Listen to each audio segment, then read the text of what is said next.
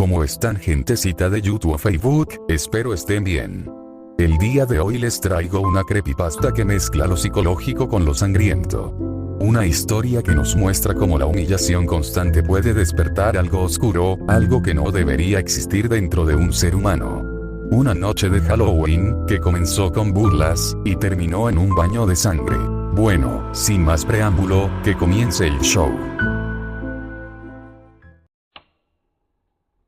Advertencia del video. Este video contiene descripciones fuertes, temas sensibles y escenas de violencia explícita que pueden resultar perturbadoras para algunas personas.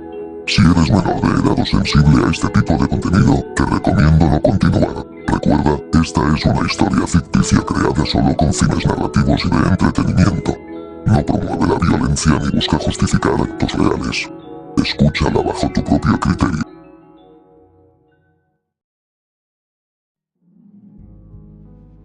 Lo empujaron con una risa.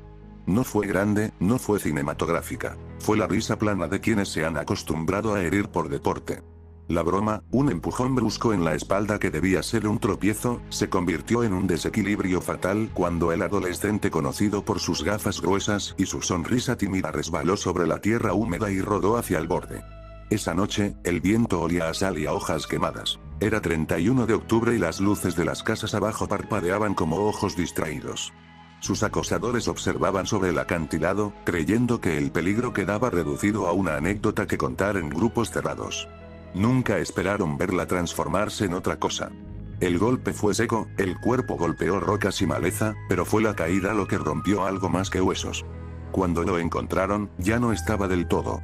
No había gritos en aquel momento, la altura había tragado la voz, solo un silencio gomoso que se pegaba a la piel. Lo arrastraron de vuelta a la luz con manos torpes, los chicos aún riéndose, con el alcohol en la sangre y la certeza de la impunidad en los ojos. Él vomitó, tosió, buscó aire y halló una claridad que le heló el estómago. Cada sonido, cada fibra de su ropa, cada cara a su alrededor se grabó con una nitidez que antes no conocía. No era solo dolor físico, era una resonancia interior, una especie de pulso que alineó sus pensamientos hacia un único propósito.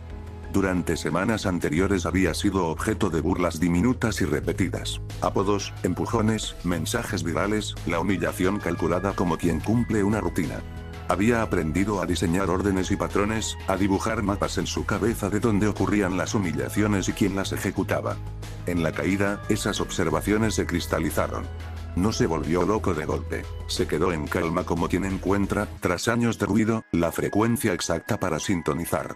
Había algo ajeno en su voz ahora, como si otra persona hablara a través de él, una voz que no necesitaba palabras grandilocuentes para justificarse, solo un inventario preciso de nombres, horarios, rutas y vicios. Y cuando el primer destino de esa lista cruzó por su mente, la nueva lógica fue sencilla: restitución. La transformación no fue un ritual dramático. No hubo promesas al viento ni pactos con sombras ancestrales. Hubo, en cambio, noches en vela donde su pulso se volvió brújula y la paciencia su arma. Aprendió los horarios de los que se reían de él, los caminos por los que regresaban a casa borrachos, las ventanas que siempre dejaban entornada. Aprendió también el peso del miedo en su propia piel, cómo se encoge y se aprieta y se hace maniobra. Cuando planeaba, no hablaba de venganza con retórica. Apuntaba, como un cirujano mental, al momento exacto en que la carne y la rutina fallaban. No porque disfrutara del daño, o al menos no solo por eso, había en su mente una fría órganos de justicia que necesitaban ser purgados, sino porque cada acto era un experimento sobre sí mismo. Si se cruzaba la línea, ¿qué quedaría del chico que conocían? La primera víctima fue pequeña en el gran tablero de su ira. No era el peor, solo el más accesible. Lo esperó tras la curva del parque donde el muchacho solía perderse entre latas de cerveza y charcos.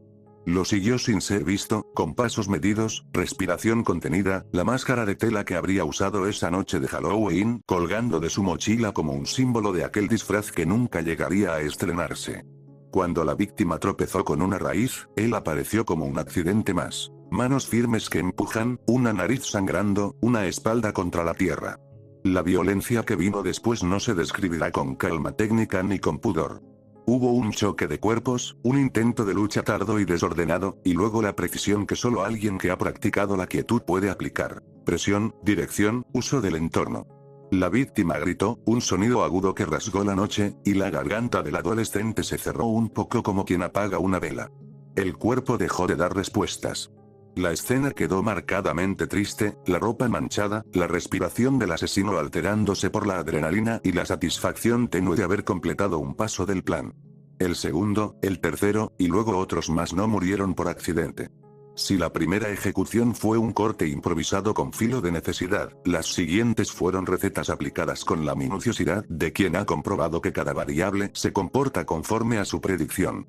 Los atacantes nocturnos, los mismos que semanas atrás habían tirado piezas de broma hacia él, se dispersaron por el pueblo en sus rutinas. Fiesta de barrio, una parada en la tienda, una última botella en el mirador.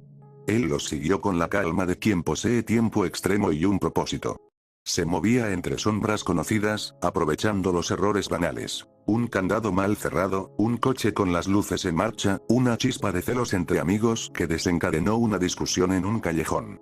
Hubo escenas que el pueblo describió luego como sueños febriles. Uno de los chicos apareció atado en el cuarto trasero de la vieja casa abandonada junto al río, y su cuerpo tenía la rigidez de quien ha sido sorprendido en traición.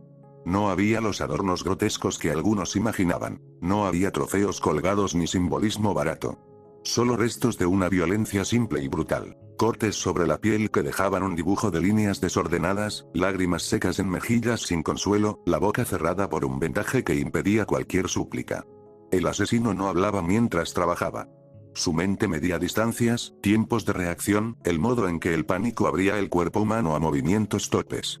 En su análisis silencioso, registraba la forma en que la luz vertía sobre una mejilla, la inclinación de una cabeza, el sonido amortiguado del pecho que ya no respondía.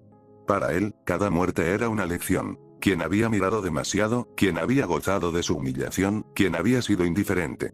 Las descripciones de la carnicería circularon como rumores y se alimentaron de exageraciones. Pero había algo que ningún rumor podía embellecer: el olor. La sangre no es exótica en su olor. Se parece a la oxidación de metales y a la tierra húmeda tras la lluvia. En las escenas donde el asesino actuó, ese olor era una presencia que trepaba por las paredes y se adhería a los muebles. Los vecinos confesaron más tarde que, en la madrugada, se volvía imposible ignorarlo. La sensación de que algo descomunal había pasado muy cerca. Él lo sabía también. Lo consideraba parte del test. Sacudía las manos como quien intenta desprender migas de un hallazgo y seguía su ruta, dejando detrás cuerpos que les contarían a los vivos lo que no quisieron ver. No todas las muertes fueron igual de limpias. En un callejón, uno de sus enemigos quedó atrapado entre un portón y la furia de su agresor. La escena fue rápida, casi mecánica. Un golpe para desorientar, un arma improvisada que halló en el suelo, una caída que terminó en la sombra. La víctima clamó, pero la ciudad, esa noche, era una bestia ensimismada. Algunos testigos escucharon gritos, otros solo pasos precipitándose hacia la distancia. Para el asesino, cada reacción humana era un dato recogido. La mirada que deja de retar, la mano que se tiembla, la voz que deja de conjurar insultos para suplicar perdón. Él aplicaba su juicio con una fidelidad casi científica, registrando variables, adaptando su método. No buscaba sadismo gratuito, buscaba una ecuación que cerrara. Mientras la noche avanzaba, la lista se fue reduciendo y la ciudad fue despertando a la inquietud. Las noticias que llegaron a la estación de policía eran fragmentos. Desaparecidos, cuerpos encontrados, testigos que hablaban de un muchacho delgado con una capucha. Las patrullas se multiplicaron, las llamadas al 110 se volvieron peatones nocturnos en busca de sentido. Él observó los movimientos de las fuerzas con la misma distancia con la que un ajedrecista estudia la partida a medio juego. Sabía que la policía llegaría tarde o temprano, que su propia respiración lo traicionaría, que el ruido de una radio podía despertar a un vecino dispuesto a enfrentarlo. Planificó contingencias, rutas de escape, posibles escondites, una camisa limpia en la mochila para cambiarse si el olor lo comprometía. Calculó la probabilidad de que la gente no lo reconociera en la oscuridad. En su mente, cada escenario se trazaba como un mapa de probabilidades. No obstante, las emociones no eran ajenas a él. A cada rostro borrado por la violencia, había un recuerdo que asomaba. La sonrisa de su madre al prepararle un bocadillo, la forma en que su corazón se aceleraba la primera vez que alguien lo miró sin burlarse. La venganza no lo llenaba por completo. Era, más bien, un vacío que trataba de rellenar con la exactitud de sus actos. Y en esa noche de Halloween, esa exactitud tomó un matiz ceremonial. En un episodio que él recordaría siempre, dejó objetos dispersos junto a un cuerpo. Un trozo de papel con un nombre escrito, una máscara rota que había pertenecido a uno de sus agresores. No lo hacía para presumir, lo hacía para cerrar el círculo, para que cada acto fuera, a su manera, un espejo que devolviera la humillación. El símbolo no era espectáculo, sino espejo. El gore que la gente imaginó muchas veces se quedó corto frente a la realidad sensorial que vivieron los caminantes de la madrugada. No eran detalles anatómicos explícitos los que perseguían a quienes luego intentaron contar lo ocurrido, sino imágenes que se adherían al subconsciente. Manchas que parecían extenderse como tinta, la rigidez de cuerpos en posiciones extrañas, la forma en que la ropa se pegaba a la piel. Las voces de quienes encontraron los restos no relataban anatomías desgarradas con lenguaje clínico. Relataban terror, el horror de encontrar a alguien que hace horas estaba vivo y ahora yacía inmóvil, con los ojos abiertos como si hubieran pedido una explicación que nadie supo dar. Uno de los momentos más recordados de esa noche fue un enfrentamiento en la plaza central, donde un grupo de posibles atacantes se reunió, creyendo que la oscuridad los cubría. Él llegó sin prisa, con la calma de quien ha esperado demasiado para precipitarse. El ataque fue tan mecánico como terrible. Una conmoción inicial, un grito, un cuerpo que se desploma, otro que intenta huir y es alcanzado en un carril lateral. La multitud se dispersó, los celulares temblaron como luciérnagas en pánico y la plaza quedó, lentamente, salpicada de huellas. Fue allí donde la policía, alertada por varios reportes, empezó a formar un cerco. Siguió una persecución, una secuencia que él había previsto pero que no había resuelto del todo en su estrategia. Cometió errores, lugares mal elegidos, ruidos imprevistos, y fue en uno de esos errores donde su suerte empezaría a agotarse. El cazador no era perfecto. En un descuido, intentó huir por un callejón estrecho y encontró a dos patrullas que no estaban originalmente en su cálculo. Los oficiales, armados y con la adrenalina en la garganta, formaron una barrera. La escena se volvió cinematográfica, con sirenas que palpitaban y voces altas que exigían mostrar las manos. Él no obedeció los comandos. Había llegado demasiado lejos como para rendirse ante órdenes que representaban el mundo que lo había hecho pedazos. En sus ojos ardía una determinación que los oficiales interpretaron de formas distintas. Algunos como locura pura, otros como la de alguien dispuesto a morir por su causa. El intercambio fue rápido y cruel. No hubo diálogo comprensivo ni instante de arrepentimiento. Un policía, temblando con su arma, disparó primero cuando percibió la amenaza. El sonido explotó en la noche como un recurso definitivo.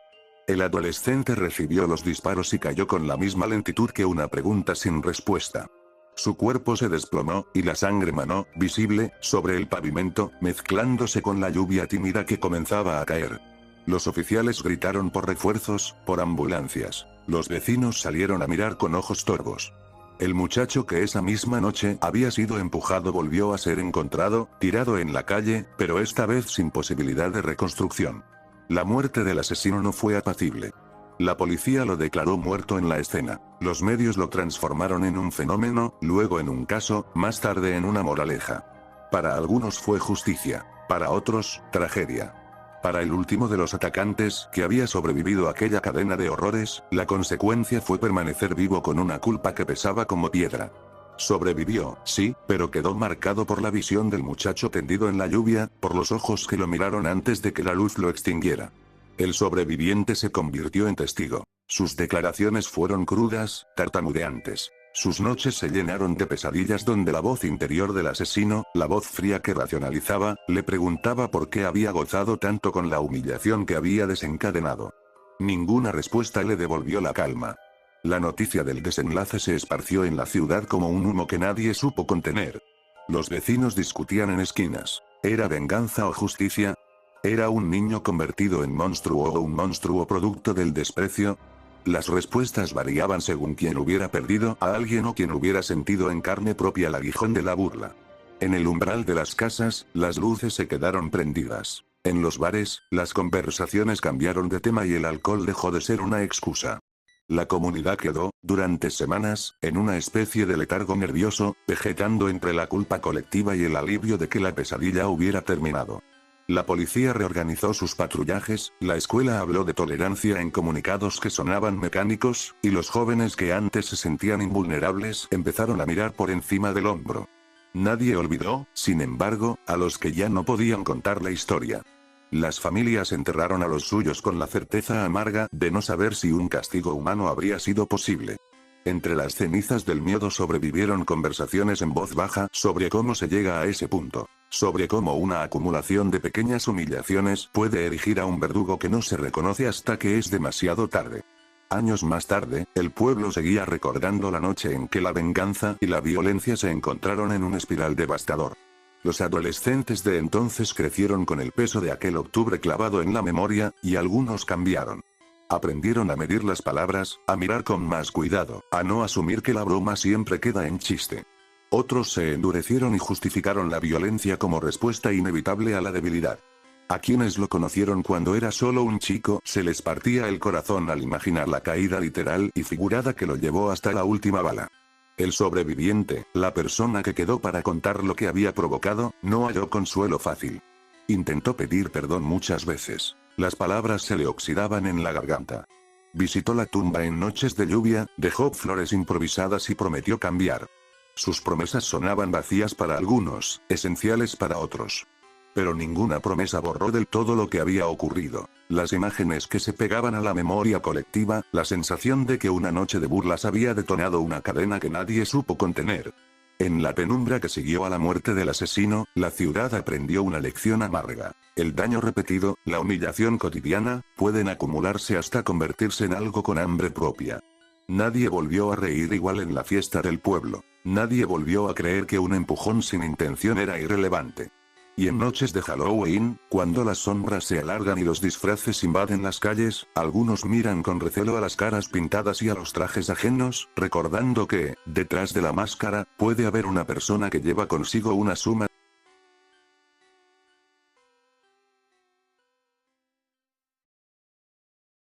Espero les haya gustado la creepypasta, gentecita de YouTube o Facebook. Sé que estuve ausente por más de 3 meses, y la verdad, no fue una etapa fácil. Me despidieron de mi trabajo, mi novia me dejó, y sí, estuve bastante deprimido. Pero poco a poco lo voy superando, y volver a grabar estas historias me ayuda a distraerme y seguir adelante. También les cuento que ya estoy editando el video de la convención más 18 a la que fui, y espero que cuando lo suba les guste tanto como a mí grabarlo. Y bueno, a partir de ahora, el canal va a tener un nuevo rumbo, un nuevo nombre, una nueva etapa. Desde hoy, el canal y mi personaje se llamarán Falcón, porque creo que todos, tarde o temprano, tenemos que evolucionar. Por cierto, si quieren estar más al tanto de lo que hago y ver contenido más seguido, síganme en Instagram, que soy muy activo por ahí, les dejaré el link en la descripción. Así que gracias por seguir aquí, por escuchar, por comentar y por acompañarme incluso en los momentos más oscuros. Sin más que decir, espero se la pasen bien en este Halloween. Hasta la próxima.